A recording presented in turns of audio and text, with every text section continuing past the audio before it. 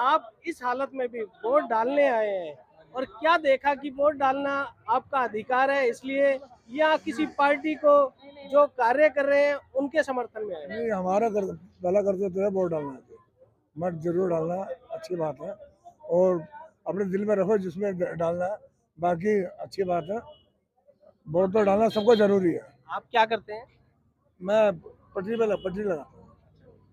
इस हालत के अंदर आप देख सकते हैं कि किस तरीके से वोट डालने के लिए जो आए हैं, आपको यहाँ पर आने में कितनी दिक्कतें हुई हैं, उसका सामना करना पड़ रहा है। दिक्कत हुई है, लड़की लेके आई है गाड़ी बिठा के, पर यहाँ पे बच्चों ने अंदर ले गए व्हील चेयर पे।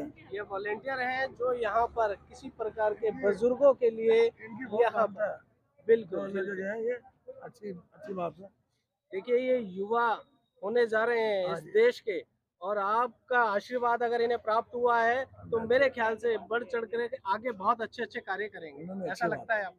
बहुत अच्छी बात है, अच्छी बात है सर। और कुछ हमारे अच्छा, ये अग्निपथ जो चल रहा है इसके कुछ बारे में बताएंगे कि ये सही क्रम पे है?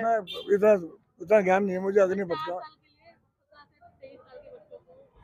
नहीं मुझे इतना ज्ञान नहीं है, मैं आपको हम आपसे जानना चाहेंगे कि सिर्फ 2 मिनट, कैमरामैन से कहूंगा मैं एक बारी, ये जो अग्निपथ का कार्य है ये किस प्रकार सही है और किस प्रकार गलत है? सर मैं तो अगेंस्ट हूँ उसके। अगेंस्ट है? हाँ, कैसे? 23 के बाद बच्चे क्या करेंगे? जो जिन्होंने अपना प्रीशियस टाइम 4 साल अगर उसको देंगे तो उसका बेनिफिट भी तो मिलना चाहिए ना बच्चों को आगे।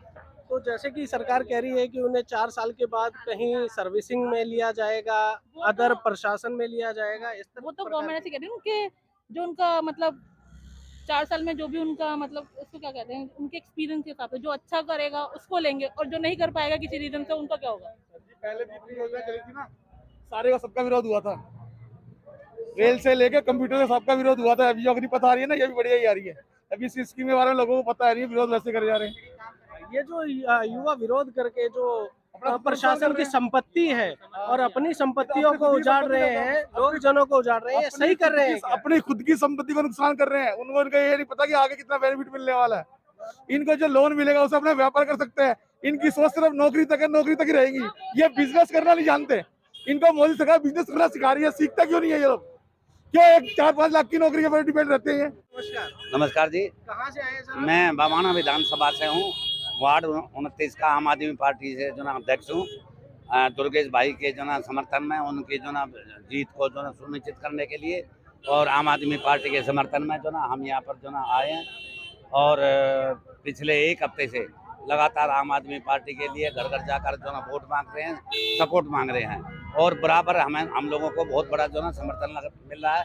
और इससे ऐसा प्रतीत होता है कि एक तरफ 80% जो ना वोट जो है वो आम आदमी पार्टी को है, और 20% जो ना वोट जो ना वो दूसरे लोगों को जो ना यहाँ पर। ऐसा क्यों और कैसे हुआ कि पूरा का पूरा विधानसभा उठ करके राजेंद्र नगर विधानसभा के अंदर दुर्गेश पाठक जी का सपोर्ट करने, क्या वो एक कमजोर कड़ी थी कि उनके लिए पूरे के पूरे समर्थक दूर दूर से, यहाँ तक कि पंजाब के विधायक भी पहुंचे और सीएम साहब ने भी यहाँ दौरे किए? ऐसा क्या था इस प्रकार इस तरीके की जो ये सारी की सारी रणनीति तैयार हुई?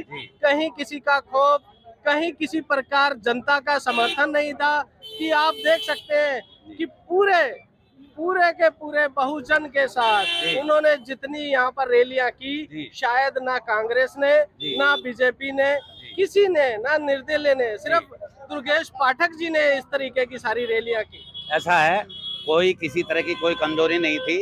एक्चुअली दुर्गेश पाठक जी एक बहुत ही बड़े, सच्चे, निष्पक्ष और बहुत ईमानदार आम आदमी पार्टी में जो ना नेता है। उनको जो है हर आदमी जो ना चाहता है, हर वोटर उनको जो चाहता है, हर वोटर उनको जो है पसंद करता है।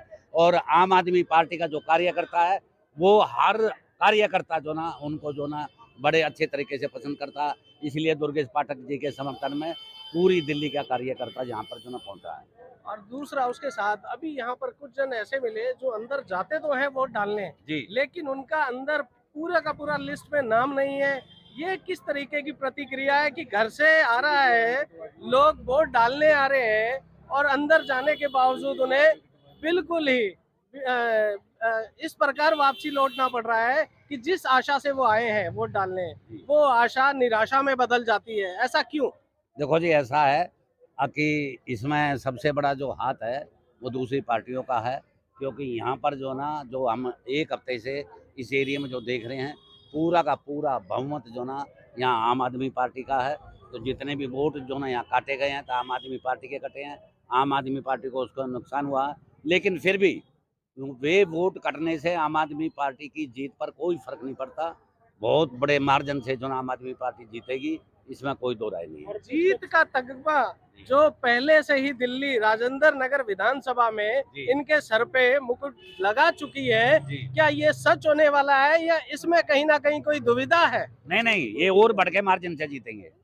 अब की बार जो ना और ज्यादा मार्जिन से जो ना आम आदमी पार्टी जीतेगी, इसमें कोई दो राय नहीं है। ऐसा क्या काम किया जो पुराने विधायक रहे वो यहाँ से चले गए पंजाब?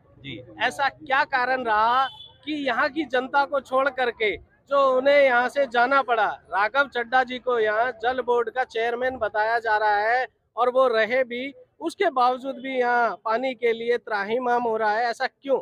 देखिए, ऐसा है कि वो छोड़कर नहीं गए हैं, वे राज्यसभा से जो ना मेंबर पार्लियामेंट जो ना चुने गए हैं। तो हर आदमी चाहता है कि जो ना प्रमोशन अगर होती है तो हर आदमी स्वीकार करता है, हर आदमी को खुशी होती है। अब उनकी जगह जो है, राघव चड्ढा जी की जगह दुर्गेश भाई जो ना, दुर्गेश पाठक जी यहाँ पर जो ना आए हैं, वो एरिया में काम करेंगे और जनता जो है, जो बचे हुए काम है उनको बहुत ही जल्दी पूरा जो ना किया जाएगा। जनता जो ना फिर खुश हो जाएगी आम आदमी पार्टी से। जो हम जानते हैं, हमारे बीच भाई साहब खड़े हैं, इनसे जानना चाहते हैं कि किस प्रकार की प्रतिक्रिया इस इलेक्शन से या यहाँ पर जो जनता का रुझान है, किसको ज्यादा है या किसको कम है? यहाँ पर 3 पार्टियां और निर्दलीय भी बहुत से मिलेंगे, किस तरफ जाता है जनता का रुझान? नमस्कार सर। मैं यहाँ से निर्दलीय चुनाव लड़ रहा हूँ। मेरा नाम उमेश कुमार गुलाटी है। भाई साहब ने बड़ा अच्छा बोला, लेकिन उसमें मैं एक छोटी सी बात कहना चाहूँगा। पानी की वजह से यहाँ की जनता बहुत परेशान है। यदि आप जनता से वैसे भी पूछ लेंगे तो उनको पता चलेगा कि पानी की समस्या बहुत है यहाँ लोगों पे, क्योंकि मैं यहाँ पे दौरा किया मैंने इस इलाके का। लोग बहुत परेशान हैं पानी की वजह से, और पानी की समस्या का निवारण कुछ हुआ नहीं है, कोई काम हुआ नहीं है। राघव चड्ढा जी जैसे आप बता रहे हैं, आए और चले गए। यहाँ से उन्होंने बहुत अच्छे वोटिंग उनको मिली थी, लेकिन उन्होंने अपने किसी भी एक मतदाता से भी नहीं पूछा कि क्या मुझे वहाँ जाना चाहिए या मुझे यहाँ काम करना चाहिए, क्योंकि एक तरह से एक लोकमत उनको मिला था जिसकी वजह से वो यहाँ चुने गए थे। लेकिन उन्होंने एक बार भी किसी भी ग्रुप से नहीं पूछा कि मेरे को वहाँ जाना चाहिए या नहीं जाना चाहिए, और वो चले गए, क्योंकि उनकी अपनी महत्वाकांक्षाएं बहुत बड़ी हैं और इसलिए उन्होंने इस इलाके का भला करना उन्हें अच्छा नहीं लगा। और जब वो नॉमिनेशन फाइल करवाने के लिए दुर्गेश जी का आए थे, तो मुझे पता है कि वहाँ लोगों ने उनको पकड़ लिया था और वो अपनी पूरी चुन्नी से अपना सर बांध के कहते ताकि किसी को पता न चले कि राघव चड्ढा जा रहा है। यदि पता चल जाता तो वहाँ उनकी पिटाई हो सकती थी, इतना मुझे पता चला है, क्योंकि मैं भी वहीं था और मैं भी अपना नॉमिनेशन उसी दिन फाइल कर रहा था। तो वो पूरा अपना जब अंदर पहुंचे और पूरा चुन्नी बंधी हुई थी पीले रंग की, तो मेरे को समझ नहीं आया कि ऐसा क्यों है। मैंने कहा हो सकता है कोविड की कोई वो ले रहे हो, प्रिकॉशन ले रहे हो, जो पूरी चुन्नी बांधी हुई है। लेकिन जब मैं बाहर गया तो बाद में मुझे पता चला कि ऐसे ऐसे यहाँ समस्या हो गई थी, लोग पीछे पड़ गए थे, लोगों ने उनका रास्ता भी रोक लिया था और बड़ी मुश्किल से पुलिस वालों ने उनको अंदर जाने का मौका दिया। और फिर उसके बाद भी वो चुन्नी पूरी लिपटी रही ताकि किसी को पता ना चले राघव चड्ढा जी आए हैं। और उसके बाद आपने यहाँ देखा होगा चुनाव प्रचार में कहीं पे भी राघव चड्ढा नहीं थे। यदि होते तो इनको अपनी सारी खुल्ला पोल नजर आती थी कि उन्होंने क्या काम किया और क्या नहीं किया। बाकी आप देख सकते हैं किस प्रकार एक अभी के अभी जानकारी मिली कि जिस दिन पर्चा भरा जा रहा था उस दिन राघव चड्ढा जी को अपना मुंह छिपाना पड़ा जनता के डर से, या क्या भयभीत थे वो इस प्रकार की उन्हें अपना मुंह छुपा करके वहां से जाना पड़ा, कहीं पब्लिक उनके ऊपर टूट ना पड़े, ये खुलासा किया है।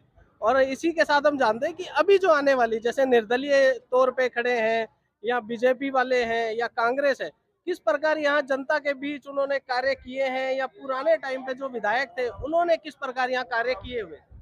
देखिए जी, पूरनचंद योगी होते थे यहाँ पे एक विधायक जो बीजेपी से थे, उनके बारे में बड़ी अच्छी सुनने, मैं उनकी मतलब ना तो बुराई कर रहा हूँ ना अच्छाई कर रहा हूँ, लेकिन उनके बारे में मैंने यहाँ पे लोगों से फीडबैक जो मिला है वो यही मिला है कि पूरनचंद योगी जी के बाद कोई काम नहीं हुआ।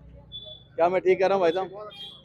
उन्होंने बहुत काम करा था। मैं किसी पार्टी से नहीं हूँ, लेकिन मुझे यहाँ से जो फीडबैक मिला है, मैं निर्दलीय हूँ, मुझे फीडबैक मिला कि उन्होंने कुछ काम करा था जो लोग याद करते हैं, या कुछ उन्होंने प्रयास ऐसे करे थे पानी के लिए जो अभी तक लोग याद करते हैं कि ये प्रयास किए गए थे और उसके बाद वो प्रयास रोक दिए गए क्योंकि पार्टियां चेंज हो गई, उनके प्रयासों को खत्म कर दिया गया।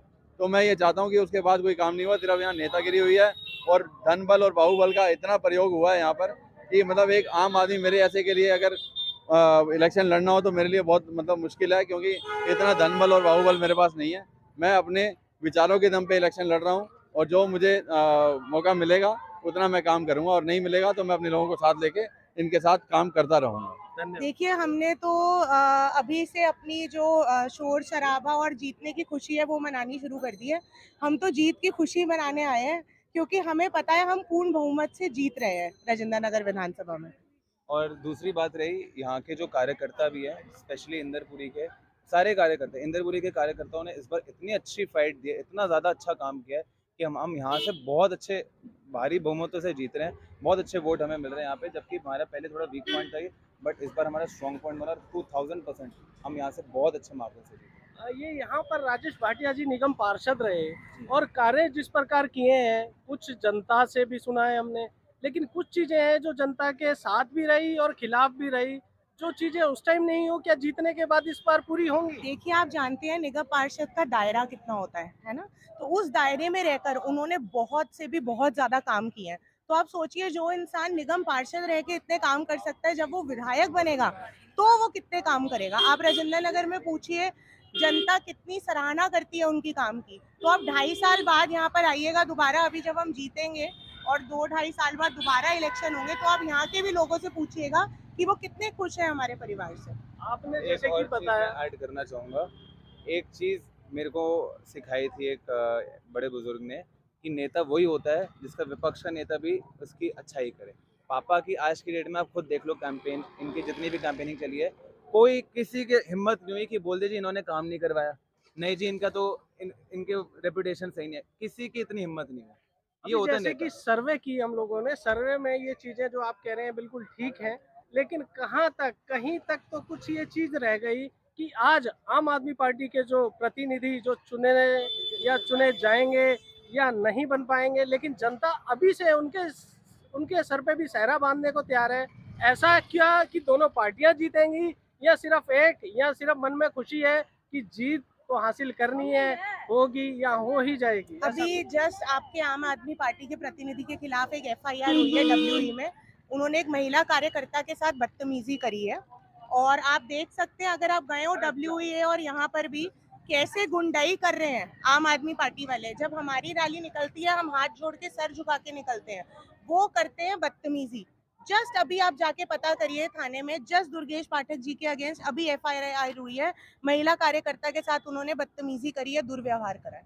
उन्हीं की कार्यकर्ता थी क्या? जी नहीं, बीजेपी की कार्यकर्ता थी। पूरी वीडियो है हमारे पास, पूरा हमने अभी थाने में जाके FIR कराई है, सब कुछ सबमिट करे हैं हमने, सब कुछ सारी चीजें। चलिए, वो तो चीजें देखी जाएंगी, लेकिन अभी जो आपने बताया कि जश्न मनाने जा रहे हैं, अभी तक आपके साथ जो जनता का सपोर्ट रहा, वो जश्न किस प्रकार पूरे दिन मनाया जाएगा या इसका वेट किया जाएगा इसका रुझान आने के बाद? 26 तारीख तक थोड़ी वेट करेंगे, keeping our fingers cross, but मुझे पूरी उम्मीद है कि जीतकर हम ही जाएंगे और भारी बहुमत से जीतेंगे।